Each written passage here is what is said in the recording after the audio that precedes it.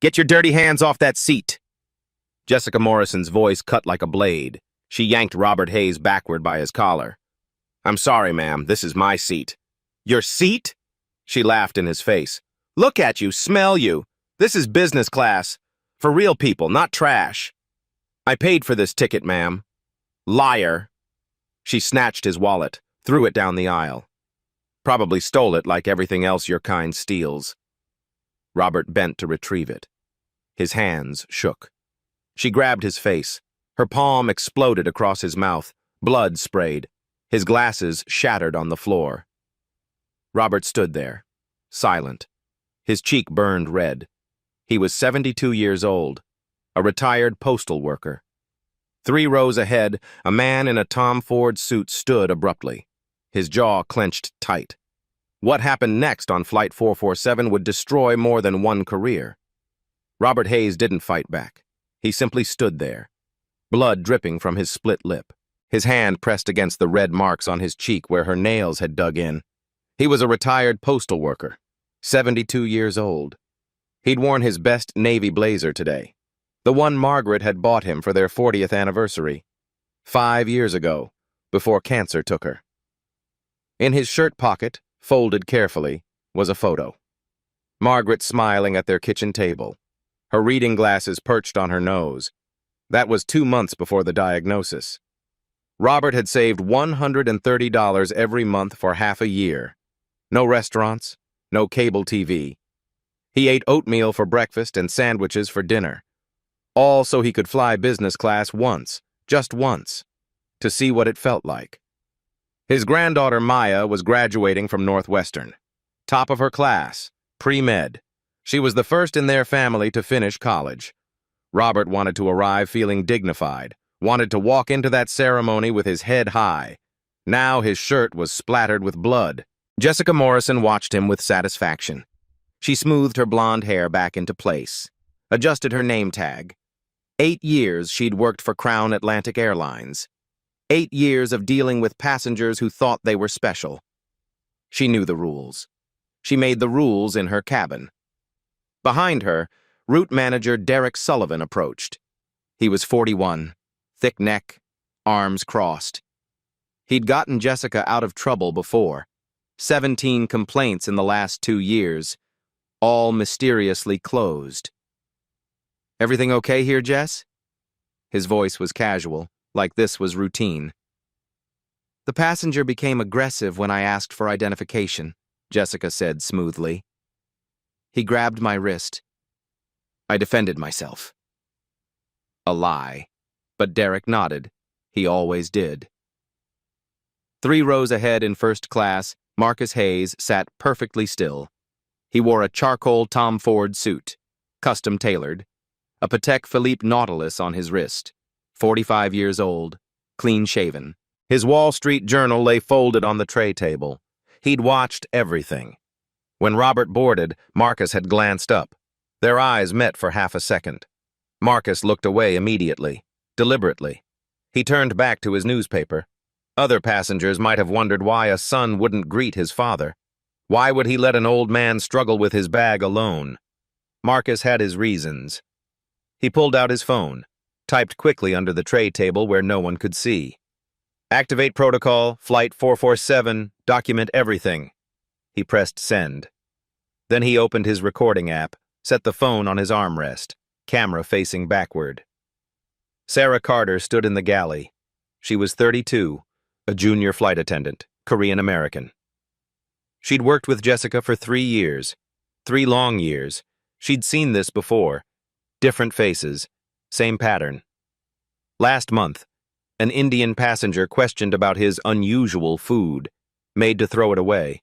2 months ago, a Hispanic woman accused of stealing a blanket, the blanket Jessica had handed her. 6 months ago, a black teenager removed for looking suspicious. He'd been reading a physics textbook. Sarah kept a folder on her personal laptop. Jessica Morrison, incidents.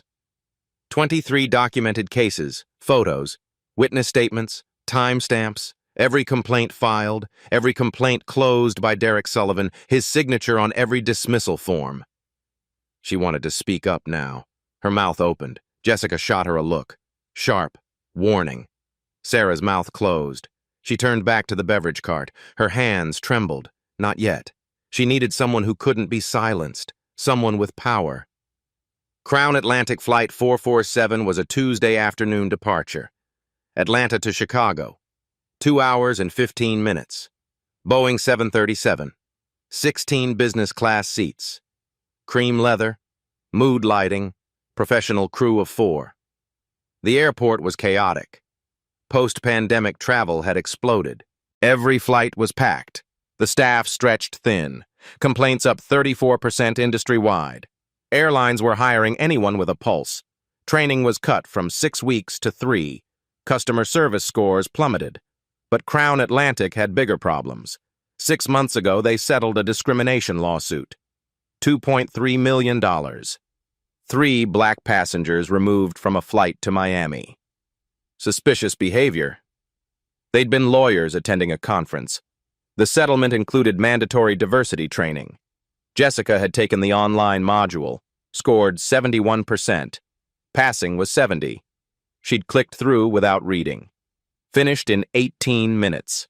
Her personnel file showed the completion certificate. Nothing else. Crown Atlantic's CEO had sent a company-wide memo. Enhanced security protocols. Corporate speak for watch certain passengers more closely. Jessica had interpreted it her way. In the cockpit, Captain Reynolds reviewed the flight plan. 28 years of flying. He was 54. Gray at the temples. 2 daughters in college. He'd heard the commotion in the cabin, heard Jessica's raised voice, but cockpit doors stayed locked now. Post 9/11 protocol. He checked the passenger manifest on his tablet, scrolled through names. His finger stopped. Seat 1A. Marcus Hayes. Captain Reynolds' stomach dropped. He zoomed in, read the name 3 times. Marcus Hayes, CEO of Hayes Global Holdings, the company that had acquired 67% of Crown Atlantic Airlines 6 months ago. The buyout had been quiet, not yet public, but internal leadership knew. Reynolds had attended a briefing. Marcus Hayes' photo projected on the conference room screen. Our new majority shareholder. Treat him with utmost respect. Reynolds touched his intercom. Derek, this is the captain. Can you come to the cockpit? In business class, Derek Sullivan was already calling airport security. His radio crackled. Need passenger removal. Seat 4C, aggressive behavior. Assaulted crew member. The captain's voice interrupted. Derek, before you do anything, I need... Derek cut him off. Handled it, Captain. Just doing my job. He clicked off. 2 airport security officers arrived within minutes. Officer Rodriguez and Officer Carter, both in their 30s. Body cameras recording. Jessica met them at the door. Her eyes were red. Tears. Performed perfectly. He grabbed me when I asked to verify his ticket, she said. Her voice shook. I had to defend myself. I'm afraid he might become violent again. Officer Rodriguez looked at Robert, then at Jessica. The math didn't add up. Robert was small, frail, 72 years old, but Rodriguez had learned not to question the flight crew. They had authority here. FAA regulations. Sir, Rodriguez said to Robert, his tone is apologetic. I need you to gather your belongings and come with us. Robert's eyes glistened. He didn't cry. He'd learned long ago that tears changed nothing. Officers, she struck me first, he said quietly. Multiple witnesses saw it. A passenger in 5B spoke up. That's true. I recorded it. Jessica whirled around. Recording crew is a federal offense. Delete that now. The passenger's thumb hovered over his phone. He looked scared. Derek stepped forward. FAA regulations, folks. All phones down. Now. The passenger lowered his phone, but he didn't delete anything. Marcus Hayes sat motionless in 1A. Every muscle in his body was tight. His father was being humiliated, removed like a criminal. Not yet, he told himself. Let the system show its true face. Let them expose themselves completely. His phone buzzed. A reply to his text. Protocol activated. Legal team standing by. PR monitoring social media. We're ready when you are. Marcus typed back one word. Wait. Robert reached down for his briefcase. It lay under the seats where Jessica had kicked it. He got on his knees. His joints cracked. 72 years of wear. Jessica stood over him, arms crossed. Look at him. On his knees where he belongs. Passengers shifted. Some looked away. Others stared. Robert found his briefcase, pulled it out. The leather was scuffed, worn. Inside was everything that mattered. His wife's Bible, his granddaughter's graduation gift, a gold necklace, $300 in cash. He stood slowly. His knees shook. Officer Rodriguez touched his arm, gentle. Sir, please come with us. Can I get my boarding pass? Robert asked. It has my confirmation number. Jessica held up the torn pieces. Let them flutter down. Oops! A woman in 3A gasped. That's cruel! Jessica spun toward her. Want to join him? I can arrange that. The woman went silent. Derek Sullivan pulled out his tablet, started typing. Ground crew, prepare banned passenger documentation. Seat 4C. Add him to the no-fly list. Robert's head snapped up. No-fly list? For what? Assault on crew, Derek said. You're banned from Crown Atlantic for life. We share information with other airlines, too. Robert's voice cracked. I've flown for 40 years. Never had a problem. Not once. You have one now, Jessica said. She smiled. Sarah Carter stepped forward from the galley. Her voice shook. That's not what happened. I saw everything. She hit him first. Jessica's smile vanished. Sarah, go check the rear cabin. Now. I'm not lying for you anymore. Derek moved between them. His bulk is intimidating. Sarah, unless you want a write-up, follow orders. Sarah looked at Robert, then at the passengers. No one else spoke. Fear was powerful. She stepped back, but she pulled out her phone. Jessica saw it. Derek, she's recording. Take that phone. Give it here, Sarah, Derek said. This is my personal property. On company time, in company uniform. Hand it over or you're suspended. Sarah's hand trembled. 3 years of evidence on this phone. But she had backups. Cloud storage. She surrendered it. Derek powered it off, slipped it in his pocket. You'll get this back later. Maybe. Robert was led down the aisle now. Officer Rodriguez on one side, Officer Carter on the other. He walked with his head up. Briefcase clutched to his chest. Passengers whispered as he passed. Some said, "I'm sorry," under their breath. Others looked ashamed. A few were typing on phones, social media posts starting. A child in 6C asked loudly, "Mommy, why are they taking that nice man?" Shh, baby. Don't look. But the child kept looking. When Robert reached row 1, he passed Marcus. Their eyes met briefly. Marcus's face was stone, the slightest shake of his head. Not yet, Dad. Robert understood. He kept walking. At the door, Captain Reynolds emerged from the cockpit. He saw Robert being escorted off, saw the blood on his collar. Derek, what's going on? Handled, Captain. Aggressive passengers removed per protocol. Reynolds looked past Derek, saw Jessica, saw the passengers staring. Then he glanced into first class, saw Marcus Hayes. The captain's face went pale. Mr. Hayes, Reynolds said. His voice was tight. I didn't realize you were on this flight. Marcus held up one finger, said nothing. His eyes were ice. Reynolds retreated to the cockpit. His hands shook. Jessica noticed the exchange. Who's that? Nobody, Derek said. Just another passenger. Robert Hayes stepped off Flight 447 into the jetway. The door sealed behind him. Inside, Jessica exhaled, smiled. Another problem solved. 8 years. No real consequences ever. Derek patted her shoulder. Nice work. Grab a coffee. In the galley, Sarah Carter cried quietly. She'd failed Robert, failed herself. Then her backup phone buzzed in her locker, the one Derek didn't know about. A text from an unknown number. I saw everything. Keep your evidence safe. Justice is coming. M.H. Sarah's breath caught. M.H. Marcus Hayes. She wiped her tears, stood straighter. In first class, Marcus opened his laptop, pulled up Crown Atlantic's internal server.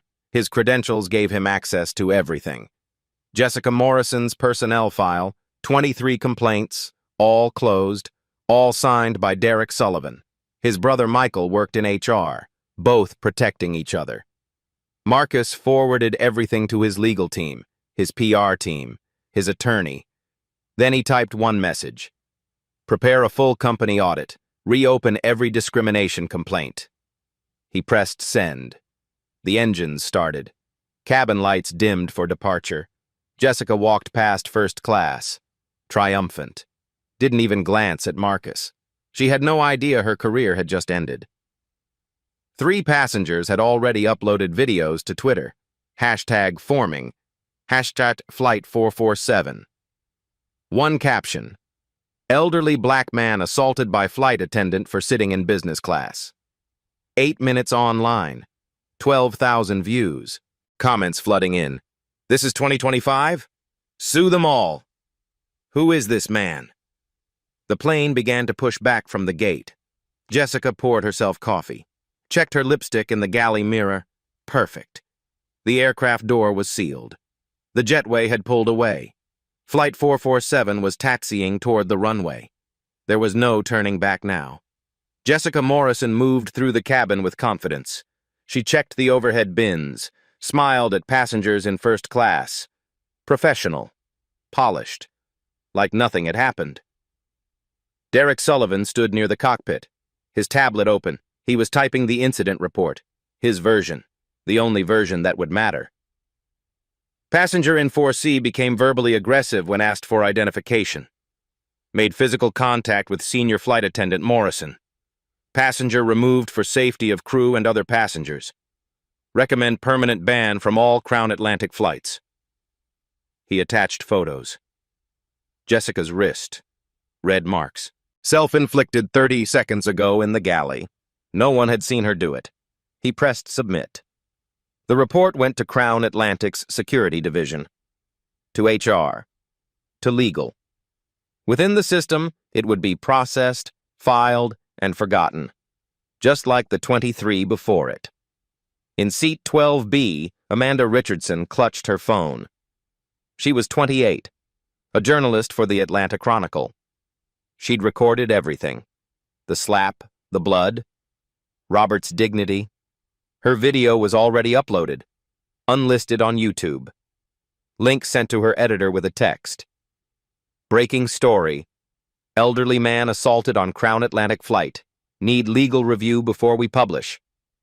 Her editor replied immediately, Holy shit, get more footage. Interview witnesses when you land. This is the front page. Amanda looked around the cabin. Other passengers were typing furiously. Some were on calls, whispering urgently. The story was spreading. Uncontrolled. Viral. She opened Twitter. Searched #Flight 447. Her stomach dropped. 4 videos already posted. Different angles. The slap captured perfectly in all of them. Jessica's face is clear. Her name tag is visible. Her words are audible. This seat is not for your kind. Crawl for it. I don't care about your dead wife. The tweets were exploding. Retweets in the hundreds already. Comments filled with rage. This is horrific. Fire her immediately.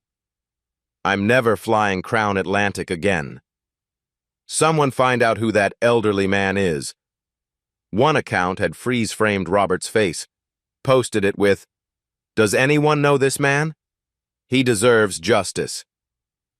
Amanda's hands shook. This was bigger than a local news story. This was national, maybe international. In first class, Marcus Hayes scrolled through the same hashtag. His face remained neutral, but his jaw was tight. His phone buzzed, his head of PR. "Sir, we have a situation. Flight 447 is trending. Multiple videos of an assault. The victim appears to be an elderly black passenger. Crown Atlantic crew involved. This is going to explode. Do we have a statement ready?" Marcus typed back, "No statement yet. Monitor closely. Prepare a crisis response team. I'll advise you in 30 minutes. Another text came in, his chief legal officer. "Marcus, I've reviewed the videos. Clear assault, potential hate crime. If Crown Atlantic doesn't act immediately, we're looking at massive liability. Federal investigation likely. Stock will tank." Marcus knew all of this. He'd known it the moment Jessica's hand struck his father's face. He typed a response. "Compile everything. Every complaint against this employee. Every similar incident in the past 2 years. I want names, dates, witnesses. Have it ready when we land." His lawyer replied, "Already on it. This is bad, Marcus. Really bad." Marcus allowed himself a small smile. Yes, it was bad. For Jessica, for Derek, for everyone who'd enabled this system. But it was necessary. Sarah Carter sat in the jump seat near the rear galley. Her backup phone was hidden in her hand. She was texting her sister. "They took my work phone, but I have everything backed up. 3 years of documentation. Jessica has done this 23 times, all to passengers of color, all complaints closed by the same manager. His brother works in HR. They protect each other." Her sister replied, "Sarah, you need to go public. Now, before they bury this too." Sarah's fingers hovered over the keyboard. She'd been scared for so long, scared of losing her job, her income, her work visa status. But Robert Hayes's face kept appearing in her mind, the dignity, the quiet strength, even as they dragged him off. She opened her cloud storage, downloaded her entire Jessica Morrison incidents folder. 23 cases, photos, audio recordings, witness statements, emails showing complaints filed and mysteriously closed. She attached it all to an email, addressed it to Crown Atlantic's board of directors, every single member.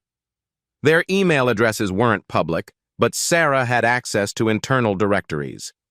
Subject line, "Pattern of racial discrimination, Flight Attendant Jessica Morrison, urgent review required." Her finger hovered over send. Not yet. Wait until landing. Wait until she was off company property. They couldn't fire her if she was already home. She saved it as a draft. Jessica appeared in the galley, poured herself more coffee, saw Sarah sitting there. "You okay, Sarah?" Her voice was syrupy. False concern. "I'm fine." "Good. Because I'd hate for you to do something stupid, like talking to passengers about what happened, or posting on social media. That would be a terminable offense." "I understand." "Do you? Because I've gotten people fired before. It's easier than you think." Jessica sipped her coffee. "You're on a work visa, right? From Korea?" Sarah's blood went cold. "Yes. Shame if you lost your job. You'd have to leave the country. Go back to Seoul. All those student loans. No way to pay them." Jessica smiled. "Just something to think about." She walked away. Sarah's hands clenched into fists. That was a threat. Direct, clear, and probably illegal. She added it to her mental list. In row 8C, Marcus Carter, no relation to Sarah, was on a call with his wife. He'd recorded the incident too. He was a civil rights attorney, worked for the ACLU. "Honey, I'm telling you, this is the clearest case of discrimination I've seen in years. Assault, false accusations, abuse of authority, and at least 10 witnesses. His wife's voice crackled through his earbuds. Did you get his name, the victim? No. They removed him before I could speak to him. But I have a video, clear audio. The flight attendant's name tag is visible. Jessica Morrison. Send it to the office. We need to find this man. Offer representation. Already done? I also sent it to 3 journalists I know.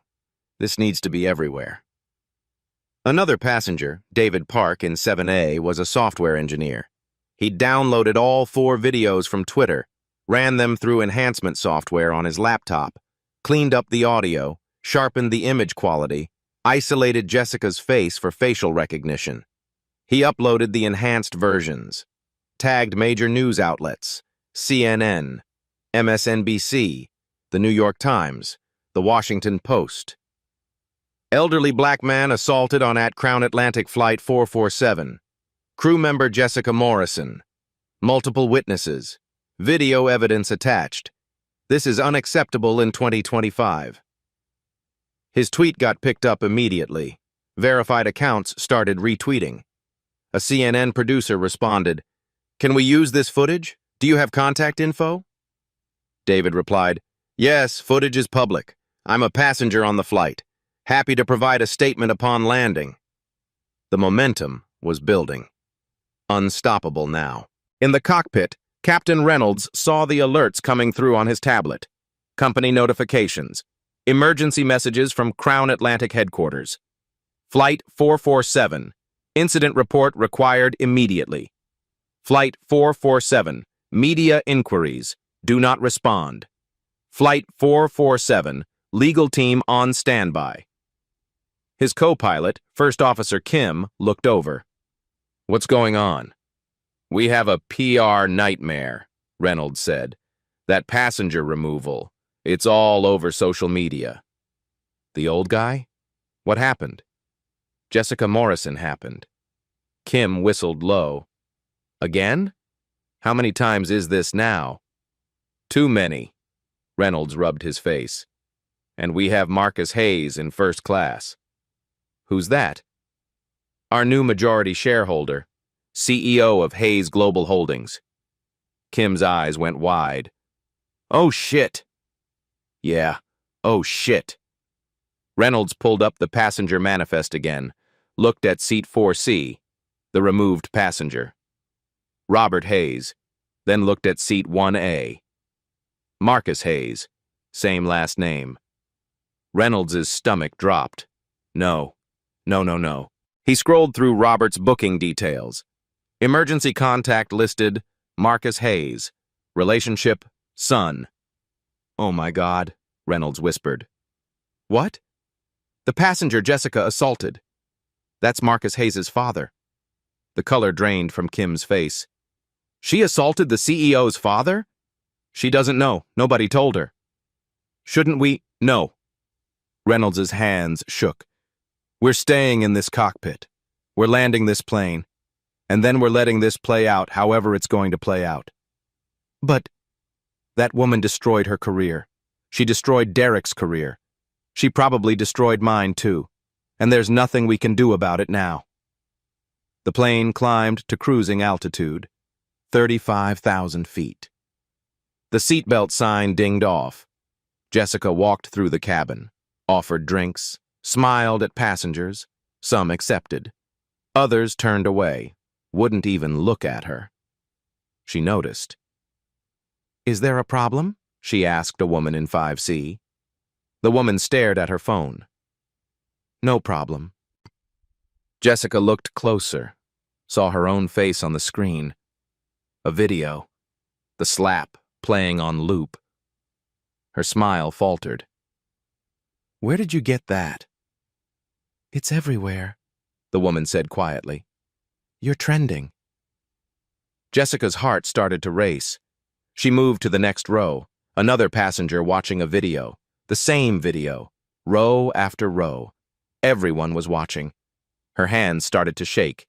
She retreated to the galley, pulled out her own phone, searched for her name, Jessica Morrison. Autocomplete suggested, Jessica Morrison, Crown Atlantic. Jessica Morrison, assault. Jessica Morrison, racist. She clicked the first result. Her face filled the screen. The video from 20 minutes ago already had 200,000 views. The comments were brutal. Fire her. Arrest her. She belongs in prison. This is what systematic racism looks like. Jessica's knees went weak. This couldn't be happening. She'd done her job. She'd followed protocol. She'd defended herself. But the video didn't lie. It showed everything.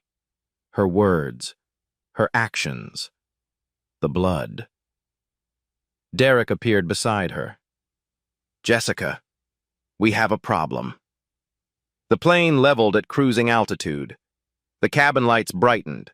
Jessica stood in the galley staring at her phone. Her face had gone pale. The videos kept multiplying. Every refresh brought new posts, new angles, new hashtags. Hatch, Flight 47. Justice for. Hayes and hash fire.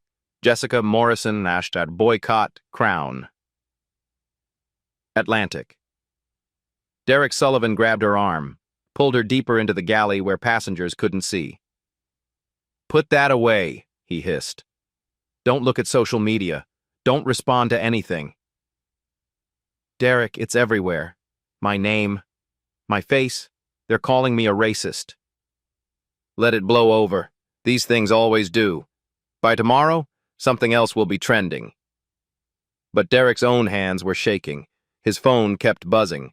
Messages from his brother Michael in HR. Derek, what the hell happened on your flight? Legal is asking questions. The board is freaking out. Call me now! Derek silenced his phone, shoved it in his pocket. Jessica grabbed his sleeve. What do we do? Nothing. We land. We file our reports. We go home. This will disappear. But his voice lacked conviction. The intercom clicked on. Captain Reynolds' voice filled the cabin. Ladies and gentlemen, from the flight deck, we're at our cruising altitude of 35,000 feet. Flight time to Chicago will be approximately 1 hour and 40 minutes. A pause, longer than normal. Before we begin our beverage service, I need to address something. Jessica's head snapped up. I've been made aware of an incident during boarding. I want to assure all passengers that Crown Atlantic takes such matters very seriously. A full investigation will be conducted upon landing. Jessica felt the cabin's eyes turning toward her. Every passenger knew. Everyone had seen. Additionally, Reynolds continued, his voice tight, I've been informed that we have a distinguished guest aboard today, Mr. Marcus Hayes, CEO of Hayes Global Holdings. The cabin went silent. Jessica's brow furrowed. That name. Why did it sound familiar? Derek's face had turned gray. For those unaware, Reynolds said, Hayes Global Holdings recently became the majority shareholder of Crown Atlantic Airlines. Mr. Hayes now oversees all operations, personnel decisions, and company policy. Jessica's knees buckled. She grabbed the galley counter. No. Mr. Hayes has requested to address the cabin. I'm turning over the intercom now. The click of the mic switching hands. Then a new voice. Deep, controlled, cold. Good afternoon. My name is Marcus Hayes. In seat 1A, Marcus stood. He held the cabin phone. His eyes swept across business class, landing on Jessica, locking there. The man your crew just assaulted and removed from this aircraft is my father, Robert Hayes. Collective gasps rippled through the cabin. Jessica's hand flew to her mouth. Her eyes went wide. She looked at Derek. He was frozen, paralyzed. Marcus continued. His voice never wavered. Each word is precise, measured. My father is a 72-year-old veteran. He served in Vietnam. He worked for the United States Postal Service for 40 years. He's never been arrested, never had a complaint filed against him. He's never missed a bill payment in his life. Passengers were leaning forward, hanging on every word. 6 months ago, I told my father I wanted to buy him a business class ticket to fly to my daughter's graduation, his granddaughter, Maya Hayes. She's graduating from Northwestern, pre-med, top of her class. Marcus's voice tightened slightly, emotion breaking through. My father refused. He said he'd buy his own ticket, said he'd saved his whole life to provide for his family. He wanted this one thing for himself, to sit in business class just once, to feel like his hard work meant something. Silence. Complete silence. I was supposed to meet him at the airport, but I decided to surprise him. I booked myself on the same flight, first class. I wanted to see his face when he experienced the comfort he'd earned. Marcus paused. Let that sink in. Instead, I watched a member of this airline's crew verbally abuse him, physically assault him, accuse him of theft, of lying, of not belonging. His eyes never left Jessica. I watched her destroy his ticket, kick his belongings, mock his dead wife, and then strike him in the face, hard enough to draw blood, hard enough to break his glasses. A woman in row 6 started crying. I watched airport security remove my father like a criminal, while the woman who assaulted him stood there smiling. Marcus lowered the phone slightly, spoke directly to the cabin now, not through the intercom. Some of you are wondering why I didn't intervene. Why did I let it happen? He stepped into the aisle. Because I needed to see it. All of it. I needed to watch the system expose itself. I needed to see how far it would go, how many people would stay silent, how many would participate. He walked slowly toward business class, toward the galley, toward Jessica. And now you're all witnesses. You've all seen it. You can't unsee it. You can't pretend it didn't happen. Derek moved to block his path. Mr. Hayes, I think we should discuss this privately. Step aside, Derek. Sir, if we could just step aside. The command was absolute. Derek moved. Marcus reached the galley. Jessica backed against the counter. Her face was tear-streaked. Her hands shook. Mr. Hayes, I didn't know. I swear I didn't know he was your father. Marcus stared at her, long and hard. That's the problem, Jessica. You didn't need to know, because it shouldn't matter. Whether he's my father or a stranger, whether he's a CEO or a janitor, he deserved basic human dignity. His voice dropped lower, more dangerous. But since we're discussing what you didn't know, let me educate you. He pulled out his phone, turned it toward the cabin, projected his screen onto the overhead monitors using the aircraft's Wi-Fi system. A document appeared. Jessica Morrison's personnel file. 23 complaints filed against you in the past 3 years, all involving passengers of color, all mysteriously closed without investigation. He scrolled. Names appeared, dates, incidents. Passenger Zhao, Chinese American. You accused him of speaking too loudly in Mandarin, had him moved to the rear of the plane. Passenger Martinez, Hispanic. You accused her of stealing a blanket, the blanket you had given her. Passenger Johnson, black teenager. You had him removed for suspicious behavior. He was reading a physics textbook. Each name hit like a hammer. Passengers gasped. Some pulled out their phones, recording everything. Passenger Williams, Passenger Rodriguez, Passenger Kim, Passenger Abu Baker. The list went on and on. Every single complaint filed. Every single complaint closed. All signed off by the same person. Marcus turned to Derek. Derek Sullivan, route manager. Your signature on every dismissal, every cover-up. Derek's mouth opened. Nothing came out. And do you know who processed these dismissals in HR? Who made sure they never reached the ethics board? Marcus pulled up another file. Michael Sullivan, Derek's brother, HR compliance officer, brotherly loyalty, systematic corruption. The cabin erupted in angry murmurs. Sarah Carter appeared from the rear galley. She'd been listening to everything. She walked forward, stood beside Marcus. I can confirm all of this, she said. Her voice is steady now, strong. I've been documenting Jessica's behavior for 3 years. I have recordings, photos, witness statements from other crew members too scared to speak up. She pulled out her backup phone, held it up.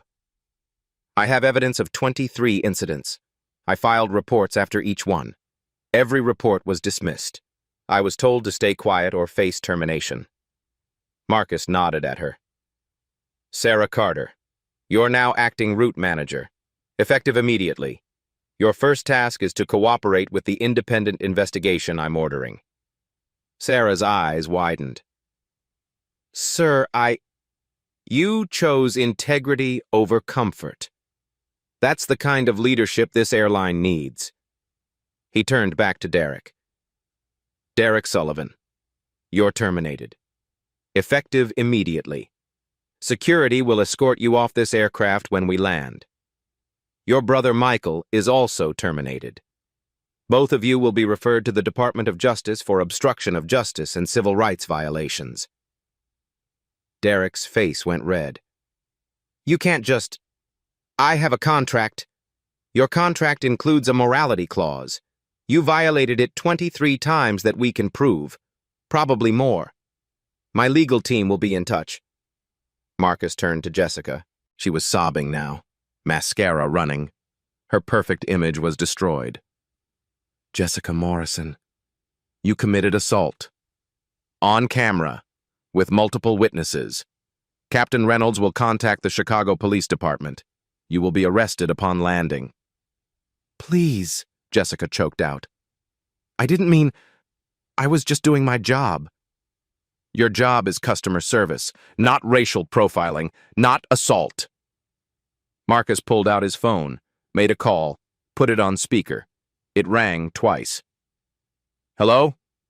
Robert's voice, confused, tired. Dad, it's Marcus. I'm on the plane. Everyone can hear you. Son? What's going on? I need you to come back to the gate. I'm having them turn the plane around. Silence on the other end. Marcus, you don't need to do this. I'm fine. I'll catch the next flight. No, Dad. You're catching this flight, in the seat you paid for, with the dignity you deserve. Robert's voice cracked. Son? Trust me, Dad. Please. A long pause. Then, okay, I'm still in the terminal. Marcus hung up, turned to Captain Reynolds, who had emerged from the cockpit. Captain, return to the gate. We're boarding one additional passenger. Reynolds nodded immediately. Yes, sir. Returning to gate now. The plane banked. Passengers felt the turn. Confusion rippled through the cabin. Jessica slumped to the floor, sobbing. Derek stood frozen, useless.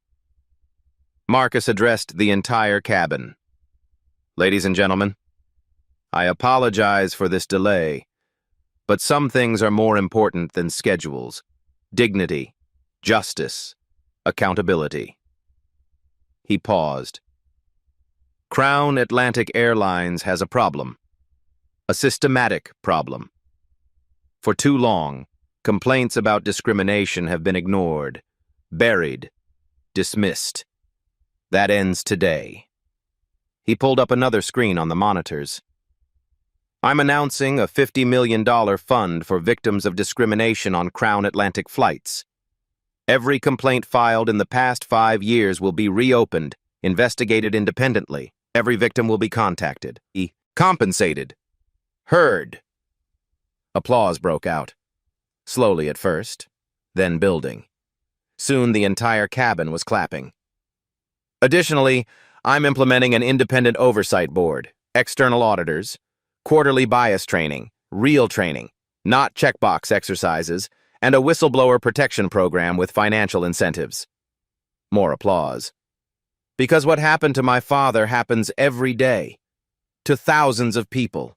In airports, on planes, in hotels, in stores, everywhere. And it only stops when we decide it stops. The plane touched down, rolled back to the gate. The jetway extended. The door opened. Robert Hayes stood there, His shirt was still blood-stained. His face was bruised, but his head was high. Marcus walked to the door, met his father. They embraced. The entire cabin stood, applauded, cheered. Robert's eyes welled up. He looked at all these strangers, clapping for him, for his dignity, for justice. Jessica remained on the galley floor, destroyed. Derek stood against the wall, powerless. Marcus led his father to seat 4C, the seat he'd paid for. Then Marcus made an announcement. "Actually, Dad, you're sitting in first class, seat 1B, next to me." He upgraded Robert on the spot, led him to first class, seated him in the cream leather. A flight attendant, not Jessica, brought champagne. "With the airline's deepest apologies, Mr. Hayes." Robert took the glass, looked at his son. "You didn't let anger make you cruel," Robert said quietly. "You let it make you just." Marcus's eyes reddened. "I learned from you, Dad." The plane pushed back again, this time with the right passenger in the right seat. As they taxied, Marcus pulled out his phone, checked social media. Hashtag Flight 447 was trending worldwide. Number 1, 4 million views. Major news outlets picking it up. CNN. Breaking. Airline CEO's father assaulted on Crown Atlantic flight. MSNBC. Shocking video shows. Elderly black man attacked by flight attendant. New York Times. Discrimination investigation launched after viral video. The story was everywhere. Justice was being served, publicly, undeniably, and it was only the beginning. 48 hours later, Jessica Morrison sat in a Chicago police station, her hands cuffed to a metal table. Her lawyer beside her looked exhausted. The charges: assault and battery, federal interference with flight crew duties. The irony was sharp. She'd accused Robert of the crime she committed. Bail was set at $50,000. She couldn't afford it. Her bank account held $6,000. Her credit cards were maxed. She'd been fired before the plane landed. Her flight attendant license was suspended. Her face was everywhere. The most hated woman in America. Derek Sullivan faced similar charges, plus conspiracy to obstruct justice. His brother Michael was arrested at Crown Atlantic headquarters. FBI agents walked him out in handcuffs. Employees filmed it, posted it online. Justice served in real time. 1 week after Flight 447, Marcus Hayes stood at a podium in Crown Atlantic's headquarters. Cameras everywhere. Every major news outlet present. "Good morning. I'm Marcus Hayes, CEO of Hayes Global Holdings and majority shareholder of Crown Atlantic Airlines. I'm here to address Flight 447 and announce immediate changes." He clicked the first slide. First, a $50 million dignity restoration fund. Every passenger who filed a discrimination complaint in the past 5 years will be contacted. Cases reviewed independently. Victims compensated fairly. Reporters scribbled notes. Cameras flashed. Second, an independent oversight board, chaired by civil rights leaders, representatives from the NAACP, Anti-Defamation League, and ACLU.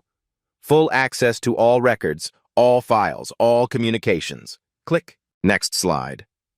Third, mandatory quarterly bias training. Real training, facilitated by experts, not online modules. Attendance verified, performance measured. Fourth, whistleblower protection and incentives. Employees who report discrimination will be protected and rewarded. $10,000 per verified report. The room buzzed. Unprecedented. Fifth, public transparency. Crown Atlantic will publish discrimination complaint statistics quarterly. Number filed, number investigated. Outcomes. Full transparency. Marcus paused.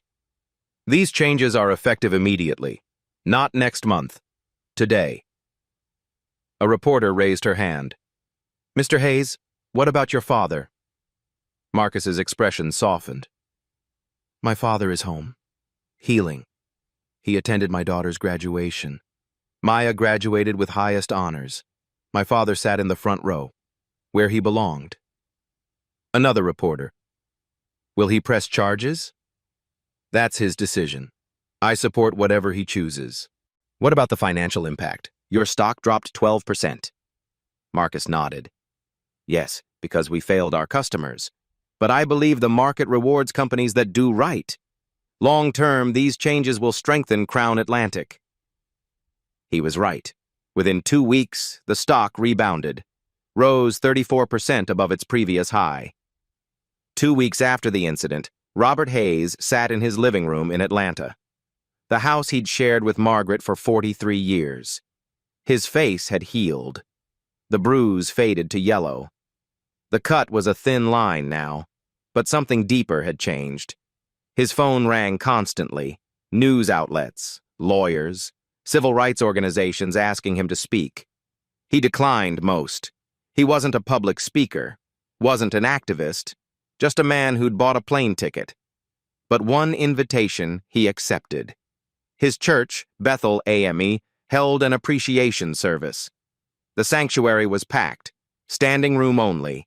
Pastor Davis stood at the pulpit, his voice booming. Brother Robert Hayes didn't ask for this fight, but when injustice stood before him, he didn't surrender his dignity. The congregation erupted. Amen. Preach.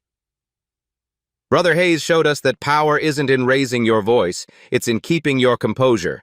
Power isn't in fighting back with fists, it's standing firm with principle. Robert sat in the front pew, uncomfortable with attention, but grateful.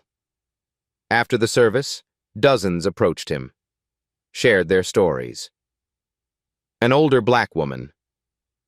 I was removed from a flight in 1987. They said my ticket was suspicious. Nobody believed me. Thank you. A young Hispanic man. I get randomly selected every time I fly. Every time. Now maybe that'll change. A middle-aged Asian woman. My daughter was humiliated last year. The airline did nothing. You gave us hope. Story after story. Robert listened to each one, held space for their pain. That evening, he sat alone in his kitchen, pulled out Margaret's photo. I wish you could have seen it, Maggie, he whispered. Our boy, the way he stood up, not just for me, for everyone. He could almost hear her voice. I always knew that boy would change the world. Robert smiled, wiped his eyes.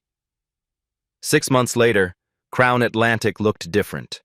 Flight crew diversity increased dramatically. Training programs were rigorous, real. Employees felt safer speaking up. 217 former passengers came forward. 162 received compensation. Apologies. Validation. The Department of Transportation launched an industry-wide investigation. 5 other airlines showed similar patterns. Congressional hearings scheduled. Senator Williams from California. The Hayes incident wasn't isolated. It was systemic failure. We're introducing the Robert Hayes Fair Travel Act. The bill gained bipartisan support. Injustice caught on camera united people. Sarah Carter sat in her new office, VP of Employee Relations, a title she'd never imagined. She'd become the face of corporate whistleblowing, featured in Time magazine. The flight attendant who wouldn't look away. Her bystander to upstander training program was implemented across Crown Atlantic. Then 12 other airlines adopted it. Change was happening, slowly, imperfectly, but undeniably. Jessica Morrison, 6 months into court-mandated therapy, sat across from Dr. Patterson. When did you first feel superior to others based on race? The therapist asked. Jessica broke down. Years of unchallenged beliefs. Her father's racist views. She'd never questioned them. She attended a restorative justice circle. Robert chose to participate. Jessica, crying, I can't undo what I did. I can't give you back your dignity. Robert looked at her steadily. You never took it. You just tested it. The question is, what you do now. Jessica began volunteering with a racial justice organization. The road was long, but she'd taken the first steps. Redemption wasn't forgiveness. It was accountability plus change. 1 year after Flight 447, Robert Hayes boarded another Crown Atlantic flight. Same route, Atlanta to Chicago. His heart beat faster than he'd like. Last time, he'd been assaulted, humiliated, removed. But Maya's white coat ceremony was tomorrow. Medical school. She was becoming a doctor. He stepped onto the aircraft. The crew recognized him immediately. "Mr. Hayes?" The flight attendant, James Washington, extended his hand. "It's an honor to serve you today, sir." The captain emerged. "Mr. Hayes, welcome aboard. If you need anything, please let us know." Robert found his seat. 4C, the same seat.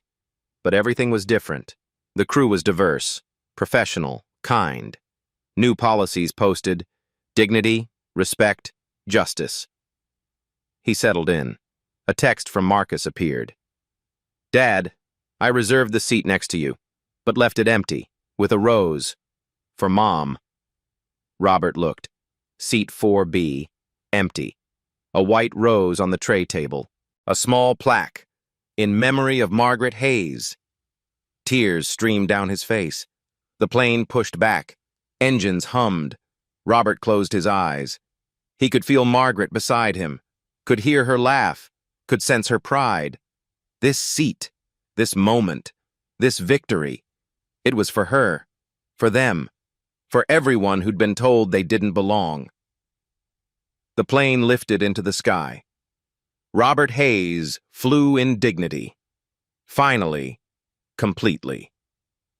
This story isn't about one flight attendant or one airline. It's about the systems we build, and the courage required to dismantle them when they fail our most vulnerable. Robert Hayes never raised his voice, never responded with violence, never abandoned his principles. His weapon was unwavering dignity. In an interview 6 months later, Robert said something that went viral again. "They can take your seat, your briefcase, even your pride. But your dignity? That's yours to keep or give away. I chose to keep mine." Those words were shared 2 million times, printed on posters, quoted in sermons, taught in classrooms, because dignity isn't given, it's maintained. Even when others try to strip it away. Sarah Carter's role shows us something equally powerful. 3 years of documentation. She could have stayed silent, kept her job, avoided risk. Instead, she chose courage over comfort. If you see something, record it, report it. Refuse to be complicit, she said in her Time interview. Statistics show 67% of discrimination incidents have witnesses who stay silent. Fear of retaliation, fear of confrontation, fear of being wrong. But what if just 10% spoke up? The system would collapse, because abuse of power requires silence to survive. Marcus Hayes had power, but timing mattered. He let the system expose itself fully before intervening. He could have stopped Jessica immediately, pulled rank, ended it in seconds. But then only Jessica would have faced consequences. The system protecting her would have remained hidden. Marcus used power not for revenge, but for reform. "Power isn't about dominance," he said at Harvard Business School. "It's about protection. Use yours to shield, not to strike." Power wielded for personal satisfaction is tyranny. Power wielded for systemic change is justice. What about Jessica Morrison? What about redemption? 6 months of therapy. Restorative justice circles. Volunteering with racial justice organizations. She's doing the work. But redemption isn't erasing the past. It's refusing to repeat it. It's not an absolution. It's accountability plus sustained change. Jessica lost her career, faced criminal charges, became a public example. Those were necessary consequences. But after the consequences, we can offer a path forward. Not forgiveness, not forgetting, but the possibility of becoming better. So what do? How do we create change? 5 individual actions matter. First, document. Your phone camera is an accountability tool. Record incidents. Save evidence. Second, speak up. Break the silence. Support victims publicly. Your voice adds weight. Third, amplify. Share stories of injustice. Use your platforms. Silence protects abusers. Fourth, demand action. Contact companies. Be specific. I'm boycotting until you address complaint X filed on Y date. Fifth, support organizations. NOACP, ACLU, Anti-Defamation League. They need resources. 5 systemic actions. First, vote. For leaders who prioritize civil rights enforcement, who fund oversight agencies. Second, boycott. Companies feel it in their stock price. Money talks. Third, advocate. Push for legislation like the Robert Hayes Act. Call representatives. Attend town halls. Fourth, invest. Support businesses with genuine diversity commitments. Real policies. Real results. Fifth, educate. Have difficult conversations about race and power. At dinner tables. In workplaces. Discomfort is where growth happens. Ask yourself hard questions. Have you ever witnessed discrimination and stayed silent? What stopped you? What would you do if you were on Flight 447? Would you record? Would you speak up? What power do you have? Your voice, your vote, your wallet. How are you using it? Robert's story is one of millions. Black Americans are 3 times more likely to experience public discrimination. Airlines, retail, restaurants, healthcare. No industry is exempt. But every viral moment creates accountability pressure. Flight 447 joined BBQ Becky, Permit Patty, Central Park Karen. Each incident forced institutions to respond. We haven't fixed systemic racism. One CEO, one airline, one viral video won't end centuries of injustice. But every Robert Hayes who refuses to surrender dignity moves the needle. Every Sarah Carter who refuses to stay silent moves it further. Every Marcus Hayes who refuses to hoard power moves it more. Slowly, painfully, but undeniably. Margaret Hayes used to say, "Baby, the arc of history is long, but it bends toward justice." Robert finally understands. It doesn't bend by itself. We bend it. One dignified moment at a time. So here's my question to you. When your moment comes, and it will come, will you be the person who speaks up? Or the person who looks away? Because Flight 447 taught us something no video could capture. Justice isn't a spectator sport. It requires all of us. If this story moved you, share it. Not for likes, not for views. Share it because someone in your network needs to hear that their dignity matters, that their voice matters, that they matter. Leave a comment. Tell us your story. When did you speak up? When did you stay silent? What will you do differently next time? Subscribe. Because stories like this need to be told. Dignity needs to be defended. Justice needs to be demanded. Your moment is coming. Be ready. Justice for Mr. Hayes. Dignity matters. Speak up. At Black Voices Uncut, we don't polish away the pain or water down the message. We tell it like it is because the truth deserves nothing less.